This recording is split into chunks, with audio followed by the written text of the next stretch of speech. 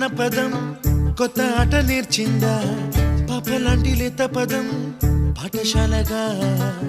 కూనలమ్మ జానపదం పల్లె దాటి వచ్చిందా చవళిల జానతనం పాట చూపగా